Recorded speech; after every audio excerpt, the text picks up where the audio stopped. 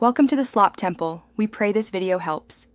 Start by measuring 500 grams bread flour, 2 teaspoons instant yeast, 1 tablespoon sugar, and 10 grams salt.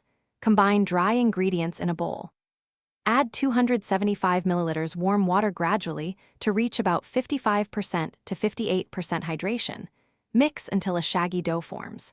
Knead for 8 to 10 minutes by hand or 6 minutes on low speed until smooth and slightly stiff. After 5 minutes of kneading, fold in 1 cup raisins and 1 tablespoon cinnamon so they distribute without crushing. Cover and let rise. Punch down the risen dough gently and divide into 8 equal pieces of about 85 grams each. Shape each piece into a tight ball. Poke a hole through the center and stretch to form a 3/5-inch ring. Smoothing seems to prevent splitting.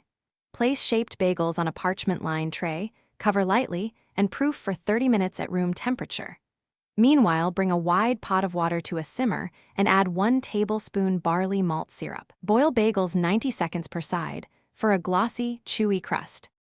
Preheat the oven to 425 degrees F and prepare a baking sheet or stone with parchment.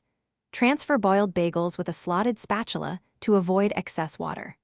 Arrange bagels spaced apart so steam escapes and oven spring is even.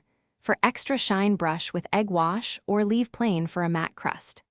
Bake for 20 to 25 minutes until they reach deep golden brown and sound hollow when tapped. Remove to a cooling rack and cool at least 30 minutes before slicing. Brush warm bagels with butter or honey if desired for added flavor.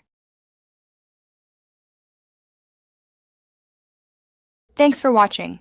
Consider subscribing if we helped you.